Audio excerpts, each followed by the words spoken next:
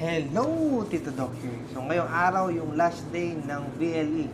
And it's 12 o'clock, most likely tapos na ang exam. Kinakabahan na tayong lahat, no? Yan din yung na-feel ko nung first ko, no? So, ewan ko kung mas mabilis ang result dahil nga computerized. Pero, number one, ang sasabihin ko sa inyo, no?